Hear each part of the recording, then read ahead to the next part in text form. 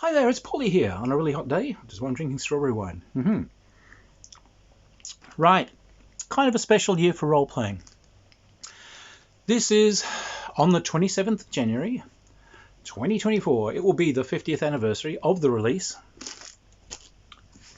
of Dungeons and Dragons. Yes, folks, the release of this. So these are my originals.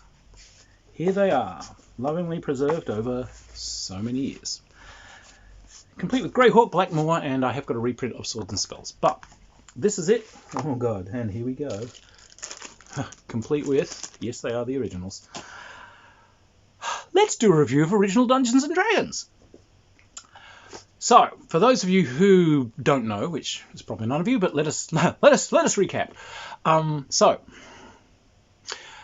there was a game called Brownstein, which I have reviewed. This was done by a wargamer, particularly a Napoleonic wargamer, and it was the genesis of role-playing games, where someone decides they're going to do a game where you are each playing a single character, and the social interaction and you telling a sort of an umpire that set up a scenario what your character is doing, and having some rules to adjudicate the success or failure of actions was a thing. That's Brownstein. That's the first role-playing game. That's it. Now, over in a neighbouring town was a group who were doing a medieval skirmish game called Chainmail.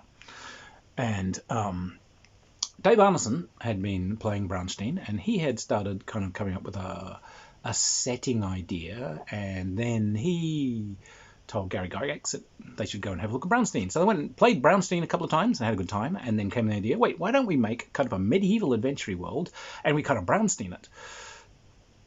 In fact, we make it kind of like Chainmail, but what if you were more interested in kind of the individual characters than the armies? You know, Chainmail is a game of battling armies. What if we're interested in individuals? And what if those individuals can come back, adventure to adventure, and get better at what they do? And so this is more like a kind of a Conan-y thing or a Lord of the Rings kind of thing, and that's their inspiration, and off they go. And they made Dungeons and Dragons. So, let's have a look at what they made. So, original Dungeons and Dragons is 3 books. That's Greyhawk. There we go, Men and Magic. So, Men and Magic, there's Monsters and Treasure, and Underworld and Wilderness Adventures. That's what you got in the box. Oh, and you get some cute little dice, which you have to fill in with the numbers in with crayon so you could see them. Yay! So, an interesting thing about this, they're not a complete game. You can actually play it without the other material suggested, but this presumes that you've played or have access to Chainmail. If you haven't, it recommends you get them, and it also recommends that you get a board game of Wilderness Survival,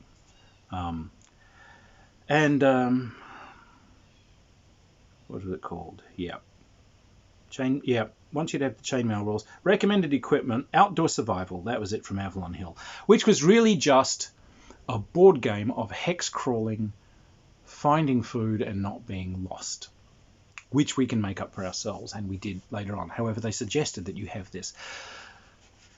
The tone taken in the prefaces in the first book, Men and Magic, is sort of interesting, because it does kind of explain to you about this amazing kind of idea we've had where you'll play these characters, and how Dave's kind of made this whole setting, this kind of cool, kind of swampy Blackmore thing, and we've been playing it, and it's great, and there's potential just going on, and we can see there's more potential in this idea. Like, if you're keen on exploring prehistoric wastelands, you could do this as a prehistoric setting. Or if you wanted to do like strange alien worlds, if you wanted to explore Barsoom, or you wanted to go out into outer space, you could do this. But as they say, let's just explore the opportunities for middle age, medievally kind of stuff first.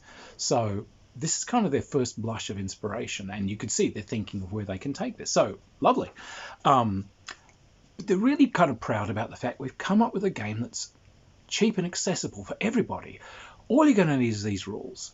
You'll need to get hold of some dice, some pens, some paper. So now the great thing is you don't need miniatures, period, none, nix, nada, yet, not at all. It says you could use counters for some things, but they're only really used for some sort of visual reference. They're not part of the game at all.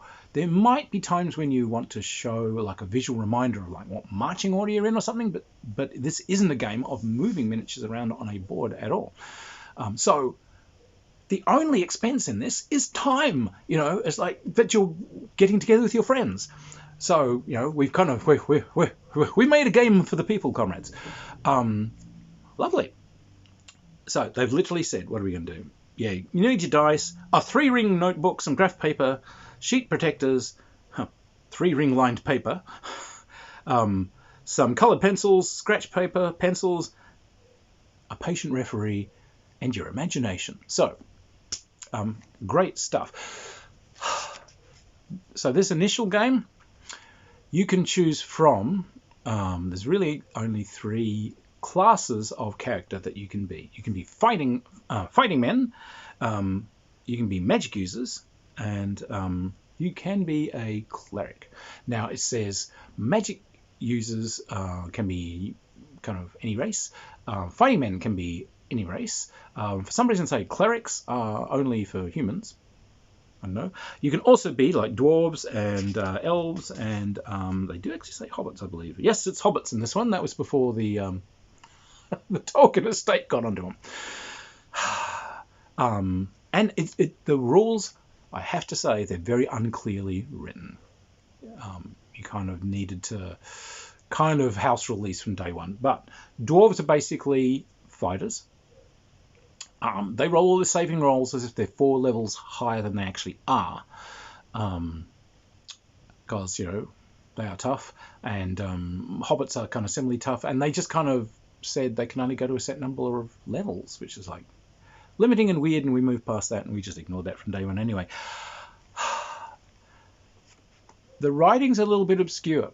So, magic users, it says, magic users can use spells, but they don't have open to them all of the options that fighters do with magic armor, etc., and they can only arm themselves with daggers. Rules lawyer who is rules lawyering would say, aha, it says that they can't use magical armor, but that implies that they can use non-magical armor. So were magic users in original D&D allowed to run around in plate mail? Well, if you're being a rules lawyer, and I am one, I've combed back and forth through these. There is nothing that says you can't wear armor. There is nothing that says you can't wear armor when you're casting magic. It's just a thing that says they can't wear magic armor. Now, I was playing these rules, and we never had wizards wearing armor, because we took it that ill-written sentence was meant to say they can't wear armor. And I think that's the intent. You got to understand, these are young guys at the time who aren't that great, and the gentle art of writing wargames rules hasn't run into so many total bastards yet. So they're written for what they feel are intelligent folk like them who get their idea. I think their idea is wizards don't wear armor. They just wrote the sentence badly. And this was clarified later in other writings. No, they don't wear armor. But we don't have those writings. We've just bought this brown box full of brown books, and we're trying to play it. So we always took it that they couldn't wear armor. And that seems to have been their intent. Fighting men, they can use any armor and any weapons. Clerics, and again, this is wacky. It basically says they can use any armor and so on they want, just like fighters. But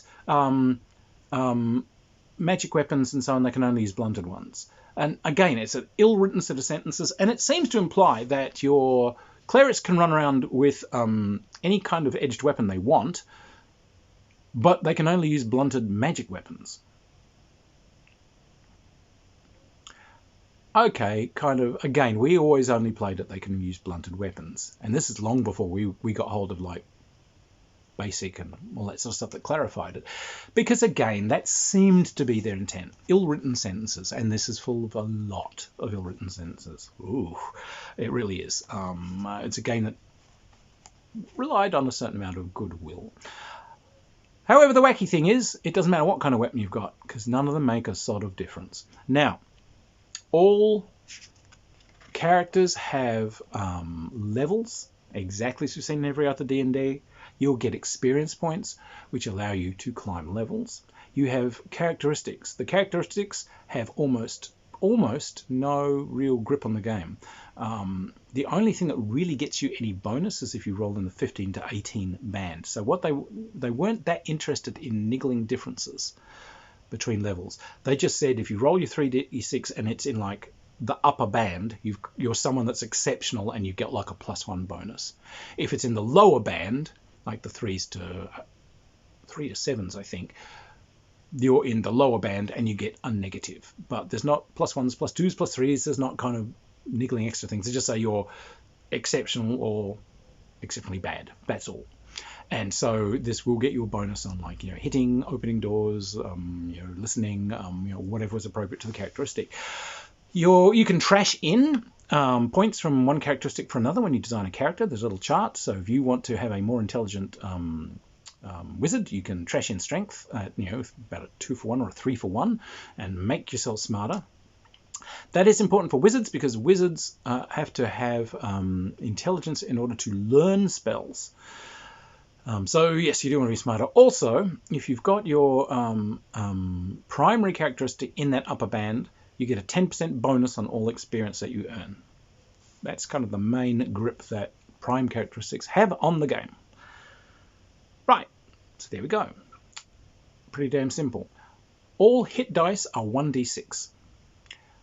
Fighters are 1d6 +2, but magic users and clerics and fighters, there's not that much difference between hits to kill. Great, thank you. All weapons, when you hit someone, do 1d6. I stab him with a dagger, right in the guts, 1d6. I hit him with a sword, 1d6. I hit him with a two-handed sword, 1d6. I shoot him with a bow, 1d6. Okay, we did house rules where we rolled like twice for light weapons, like a dagger, and took the worst. And if you had a big two-handed weapon, like a two-handed sword or something, we said you roll twice and take the best. But that was a house rule. It's not in the rules. Nix nada. It's desperately simple. I always loved the equipment list in this. It was the typical roll 3d6 and multiply it by 10. That's how many gold pieces you get. And to this day, I still kind of outfit characters. I automatically go for 6 torches and a flask of oil. You'd always have you would always have 3 gold pieces left over for some reason because there was some odd numbers in there. But torches came in a bundle of 6, and I think it was 3 gold pieces, 6 torches and a flask of oil. You outfit your guys and off you go. Clerics do not cast spells at first level. They get nothing. At second level, they can cast a spell. They have to memorize that spell from a book like magic users do, and so they have to pre-book the spell, unlike later versions where they can just choose anything from their list of spells and do it. Okay, magic users get to cast up spell, and they have to pre-book that one as well, and up it goes. They have a chance of learning spells. When they go up a level, they go down the list of spells for the new level, and they roll to see if they learn them. And if they don't learn them, they can't learn that spell. They're blocked from it. They just don't have the ability to know that spell. They have a minimum number that they know and a maximum number that they know, and if you haven't rolled the maximum, you can go and learn some others if you find them from another source. So very limiting as far as spells go and everything. Elves can choose to play either as a magic user or as a fighter. They say at the start of an adventure which one they're going to be playing as this time around. Okay, fair enough. So you can switch between the two. And they refer all the time to chainmail. So they Hobbits, they can be fighters, but they get a missile bonus, as mentioned in the chainmail rules. It doesn't give you the missile bonus here. You have to have the chainmail rules and look it up. Same for dwarves. Dwarves get a bonus for saving throws, and they get a bonus for fighting certain types of things like goblins and so on, as explained in the chainmail rules. They don't explain it in here at all. Don't have chainmail, you're screwed. So So not a complete set of rules, as I said. But anyway, so that's what this book here does. This book gives you, has some fantastic illustrations, just playing up to the cool lonely game. And just this, here's an orc, rawr. But it has your characteristic rolling, it has your classes, it has your races, it's got how the magic works, it's got all your magic spells in here, and it's got how the combat system works. So when you fight, roll for initiative on a d6. Check to see if either side is surprised, if they're unaware of each other. If your initiative roll is a 1 or a 2, your side was surprised, and the other side gets a free whack at you. They're very keen on that. Never sure why, but that's their thing. Anytime you're hit, every weapon does a d6. You have hit points in d6s. So okay, fair enough. You don't need polyhedral dice. You need a d20. But you don't need polyhedral dice. All the characters are also listed for how they would fight if you turned this into a battlefield game of chainmail. For some reason, how many men would this character count as a figure on the battlefield? So, okay, they're really keen on intermingling it with that. Anyway, the second rules are doodly-doo. So we get Monsters and Treasure, which is Volume 2.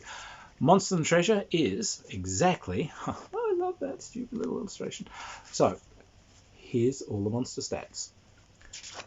And what's kind of neat is, like, again, I grew up playing this, and the early Judges Guild adventures are great. And the way Judges Guild stats were written is a demonstration of, I think, one of the great strengths that Dungeons & Dragons has.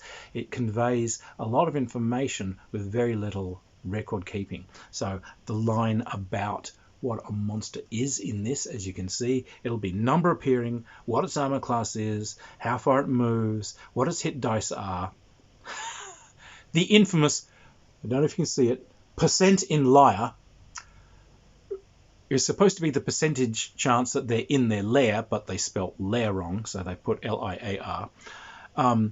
And what type and amount of treasure it's got. It's got a little treasure note. And in like a Judges Guild module back then, great. Here's a lich. Name, lich, armor class, how many hit dice it's got, hits to kill, what damage it deals out, special effect or attacks, and then, obviously a note for its treasure. One line, done. Beautiful. So here they all are. And we have the beginning of a lot of what's become D&D trope monsters. So we do have our wights, and we have our ghouls, and we have our skeletons and our zombies. We've got our regenerating trolls, and we've got our gorgons and manticores. More Tolkienism. There's balrogs in this. Hydras, shimmerers, lycanthropes, purple worms. And then there's a second page of monsters as well, which includes, draft horses and light and medium horses. We've got green slime, ochre jellies, black puddings. They're all, and invisible stalkers are all there from the very beginning. Ents, sea monsters, like a generic thing. So, we've got everything really that we need. We're missing, later stuff, like that appeared in the monster manual, such as beholders and all that sort of stuff. That's not here. But the stuff that they've got here really is kind of not only the kind of Tolkien core come, Jason the Argonauts, our generic shared fantasy background for all of us, but it does have some of their own special things like purple worms and so on, and the ochre jellies and so on. There they are right from the beginning. So for each of these, we've got monster descriptions in the second book. So, here's the orcs. What does it say about the orcs? The number of different orc tribes can be as varied as desired, basing on your decision about Tolkien or on random chance. Once decided, simply generate a random number whenever orcs are encountered. The number generating tells you which tribe they belong to. Okay, so they're really just interested in where they come from. And if you get too many, they have a wagon train with this much food and this much loot, and etc., etc. They don't like full daylight.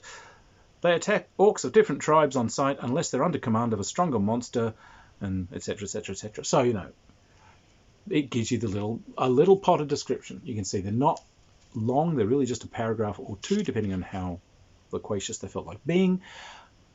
And it brings in stuff like what's generic equipment that people still keep buying. Mirrors.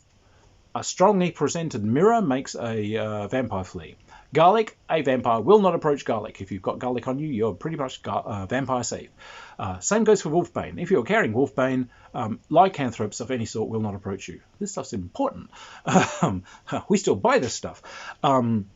So it's got, on top of this, more lovely illustrations. On top of this, it has your magical items. So it's got the treasure types that were listed under the monsters, sort of type A, B, C, D, E, F, G treasures. Here's type A, B, C, D, E, F treasures, and it's what we're used to. You look up the code of the treasure and it tells you amount of silver pieces it's likely to have, gold pieces, gems, chance of magical items, etc. You can random generate those. Often those are just if they're in layers, of course, because that Hydra wandering around out there does not have treasure on it at all. It's in its cave, wherever that comes from, which is why the percentage in layer was kind of important. Percentage in layer. But then we've got the first magic item tables, which have your magical swords and magical rings. We've got potions, miscellaneous weapons, cursed weapons. We've got scrolls, wands and staves, miscellaneous magic. So this is kind of where the genius of the rules really kicked in. This is all new. This isn't in Brownstein. This is what these guys are creating. A world of monsters which have stats and abilities that can be your own stats and abilities are leveraged against them. It's a way more detailed thing than Brownstein, which is way more airy-fairy. And there's an experience system where you get better. And now here's magical items and treasures and so on. We've got a landscape of fantasy beginning. So this is why this is such an important thing for role-playing. Yes, we've had Brownstein, and there are other things like, On Guard and so on, which, have claims to being a part there of the genesis of role-playing games and so on, but this original Dungeons and Dragons is the first thing that starts really building this worldscape and inviting you in, which is why it's important. So anyway, we've got all of our miscellaneous items and so on. And some more beautiful artwork. This is so cool. Then we get to the wilderness and adventures, and this is the guideline on how to run adventures. And again, they've set up this idea, well, it's going to be put up around dungeons, and this is what a dungeon looks like. This is how this runs. You lay these things out. You've got rooms and you've got corridors, and these rooms and corridors, they'll have monsters and treasures. They'll have traps and they'll have tricks and traps. Now, it's pretty, I find early versions of Dungeons and Dragons are very, very enabling. Everyone can spot traps. Traps don't always go off, by the way. They only go off on a 1 or a 2 on a 6-sided dice if you encounter one. Otherwise, generally it goes off and nothing happens. So it's like you walk up, oh, suddenly a chunk of the floor opens in front of you, or a crossbow bolt fires from the wall and misses. But, it's like you've only got a 1 in 3 chance of actually being involved in whatever the trap's supposed to do. Everyone can spot traps. Everyone can spot secret doors. You're not limited by your class. This is an adventure for everyone. Very enabling, I find. But it explains what a dungeon is. And it gives you this sample one. Here's this dungeon, and here's a dungeon level.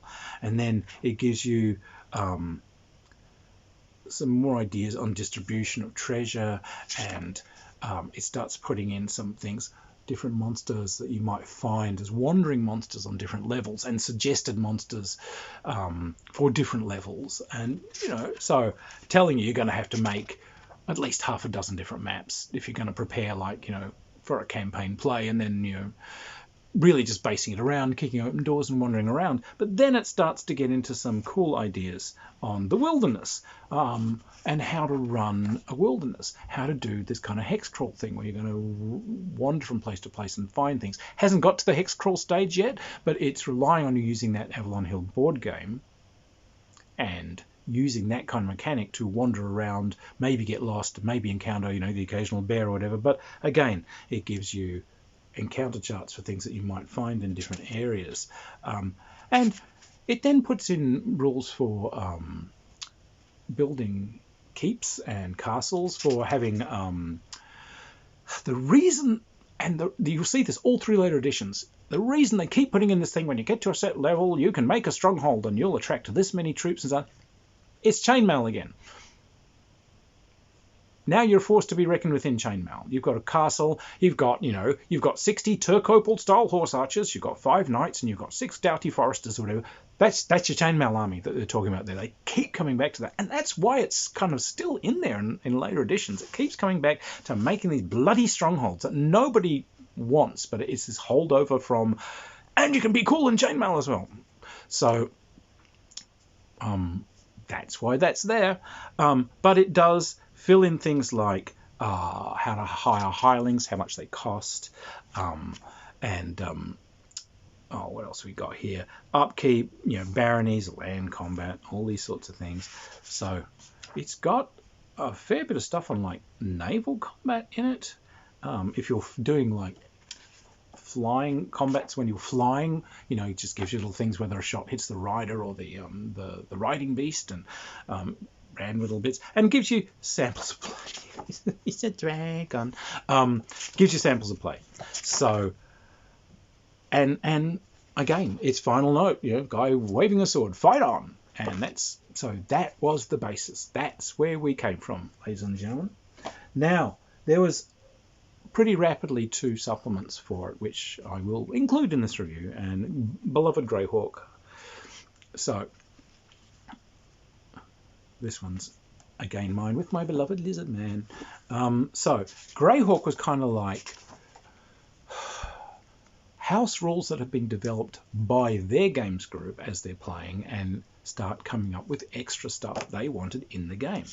And it's designed as like, here's some additions to Men and Magic. So this brings in things saying like, there's now 4 main classes. We're going to bring in thieves as a class. And they bring in this idea of thieves. They also bring in this idea of paladins. Essentially, if you've got a fighting man and he's rolled a 17 or 18 for charisma, and he's got, I think he has to have pretty high strength and constitution as well. So it's a fighter that's made these impossibly high rolls. You can be a paladin, and the paladin gets you these extra things. So being a paladin was like a huge thing.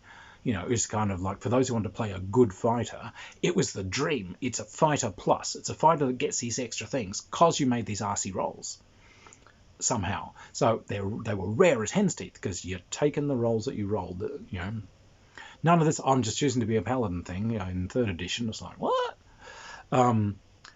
But they've expanded rules on things like dwarves and so on, because they've realised we can't refer you to chainmail. So they put in rules for dwarves, they put in rules for hobbits, carrion crawler, and then they start expanding out some more stuff for the abilities. So here's an expanded strength chart. Here's a thing, so you can see, here we go, and it starts breaking things up where you've now got bonuses for opening doors, bonuses for bend bars, lift gates, bonuses to hit, and bonuses to damage, which vary pretty widely depending on what your strength is. And when you get to 18, you roll percentile, and you could get even higher. So 18 and 00 on the percentile dice was like, monster strong. So 1800 or 1899 is like, if it's a real old school gamer, they'll know what you're talking about. Let's party like we rolled 1899. They expanded out like things like constitution bonuses, expanded out the intelligence bonuses for magic users, so way more detail.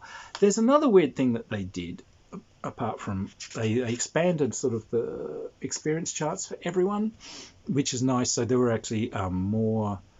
They gave you the experience charts for past kind of level 12 and so on. So they go up to about level 20, 22, 22. So they really kept you going. But they also brought in some more stuff for playing non-human characters. Now, those original rules, by the way, they do say you can play something that's not what we've got down there is like fighter, magic user, cleric, dwarf, hobbit, elf. They said you can be anything. If you want to play a Balrog, you can be a Balrog. It very specifically says. You just got to talk to the umpire. You're going to have to start off as a small Balrog, and as you get experience, your abilities will go up in increments. Figure it out with the umpire. It's a game of fantasy imagination. You are not locked. Do what you want. So versions where they're locking you into these spells and numbers and exact, when they're confining you, so that's actually outside of the spirit of the original game. Where the original game was, go for it, fight on. Now there's a really interesting thing they did in this. This is the dreaded Greyhawk chart. Well, what they did is they decided, let's differentiate between the weapons. So they put this whole array of weapons. Now the weapons are doing different damage. A dagger's doing a D4, a longsword's doing a D8, a two-handed sword's doing a D10, etc. But they also gave these things bonuses or penalties to hit against different armor classes. So why would you use like a Back to Korban or whatever? Well, because it gives you a bonus to hit against plate armor. It's designed to penetrate that. It's only doing it's not doing as much damage as, plunging a battle axe into someone, but you've got a higher chance of hitting. So, you began to play around with things a bit. A halberd's starting to look pretty good. It's doing a D10 and it's get some pretty good bonuses, So starting to try and nickel around. These rules often weren't used. They were in there as an option, but definitely the differentiated damage was popular and just became universal standard that everyone used. So the other things that these bring out is they do way more. They kind of expand out creatures, expand that out way more. What else they got in here? They do some extra creatures, so we've got like ogre mages and so on. Obviously more stuff they've kind of cooked up for their campaign, and a ton more magical items. So the massively expanded magical item chart. So this was a must-have, and it was a delight. The other one that you got was Blackmoor, which was really just Dave's campaign notes. This is just Dave's campaign. So it was not necessary at all, but it was a great look at how someone did a campaign. And it wasn't really very clear. But it did have monsters in it, like Umber Hulks and Direwolves. So again, it brought you yet more creatures. It brought you... rawr. So it brought you a few bits and pieces that you needed. And it brought in stuff for like underwater adventures. Not common, but again, kind of useful. So it expanded the lore out a little bit. This was the least necessary of them, but again, it does have, Umber Hulks and Direwolves and things like that, so that's fine. Of the original set, the least loved, and I think one of the most worthy of love, Swords and Spells, which was actually part of their original array. This is the massed combat thing for original D&D, so it moves them away from chainmail at last. And this is basically D&D written large, so you could play army battles back and forth. I love these rules. I adore them. We played them a lot. They're still really playable. There are 70 set of rules, so they do have like different... The figures are individually based on base of different size depending on how much they occupy. So a giant occupies a couple of inches across. A person occupies 1 inch across. So you can pack more guys into attacking giants. Fair enough. Every hex game does that these days. And what they essentially did was they just had sort of averaging charts, because they said, well, wait, we've got it. If you're attacking a whole bunch of these knights and these guys are armor class 2, and wait, you're using halberds and we've got that, they get a bonus against armor class 2. Or we can just say, on average, this number of you would hit, and given their hit dice and given the damage you do, this is kind of how much damage you do to the opposing group. Fine. So you could just basically play D&D on a bigger scale. It was great. I loved it. Worked really well. You could roll it seamlessly over. So if you start running like more of a bit of a warband sort of thing, great, fantastic. So again, kind of lost a little bit of the original game lore, but Swords and Spells. It rocked most thoroughly, and so easy to do. And they were even getting slightly better at doing artwork by that stage.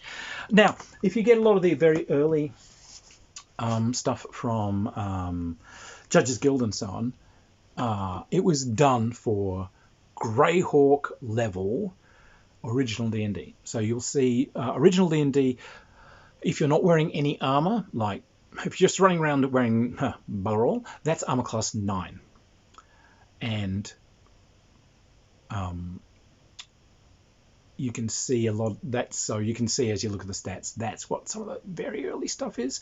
Once you start rolling over into basic Dungeons and Dragons and then the expert set, when did they appear? 78, 79, something like that. So we've had 4 years of playing these rules that I've just given you before we roll over into something a little bit more complex, where suddenly we get fighters get a D8 hit points. Clerics get a D6, thieves and magic users get a D4. We get a slightly more complex and probably better thought out set of rules. If you get things like City State of the Invincible Overlord, Wildlands of High Fantasy, the classic kind of adventures from that time, tends to be those later BX rules that those are all laid out for. So here we go. This is it.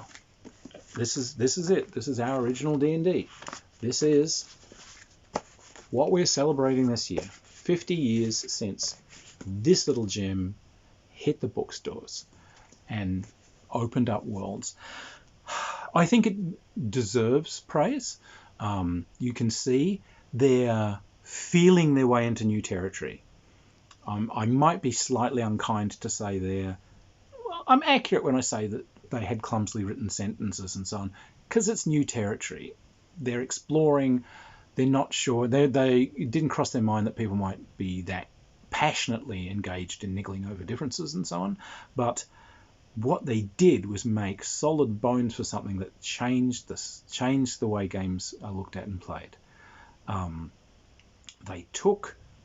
They did take ideas that other people had, like Brownstone's idea of running characters, but they merged that into doing a bigger, immersive world. And that's the legacy that I think these guys have to be remembered for. An immersive fantasy world with a game system that supports creating and running the adventures of characters within that world. Golden and immortal. This game is thoroughly playable, by the way. I've run campaigns of this. I've just had one that's been running for about 5 years. You might want to get hold of Delving Deeper, which I believe I have reviewed, and Goblin 74, which they are exactly this. They just clarify it a bit. Because, as I said, these rules can be a bit clunky to read through. So someone's done it for you and cleared it up. And that's what Goblin 74 and Delving Deeper are. And those are available on drive-through and really, really, really well worth getting hold of. They are great. But, well, what can I say? 50 years of D&D. And I've been here for the whole ride. Side anecdote, so I played D&D. I got into high school. And God, so I was 11, because I was in high school kind of early. I was sort of one of those little kids. And I just discovered war games pretty much day one and went to a war games club and so on. And then at the war games club, someone brings out this box because the big table's booked. And there's Napoleonics and World War II going on and etc. And I did want to play the World War I air thing, but they've got the number of players. But someone brought this thing out and said, "Let's play this. What is it?" And there was that first adventure. And I think I was an elf. I was a warrior, but it didn't make many distinctions then. And I just remember as a solo character just creeping into this huge underground chasm with a torch in hand. And there's an underground lake, and there's umpires describing, the torch can't see the whole lake. It's so huge. And this 11-year-old kid going, wow, it's like I'm really here. And that changed my life. So I did get to know Gary Gygax and folk in later years. So he could be problematic, but we liked each other. And Dave and I became good friends. I've still got a bunch of his games here, in fact. So, to that original crew, Gygax and Arneson, and all the gamers over 5 decades who have put their love and their passion and their joy into making this live and making this work and writing adventures for their friends and writing cool little supplements and sharing their anecdotes and coming to conventions. Here's to everyone. Thank you for the ride. Thanks, guys. See you at the gaming table. Cheers.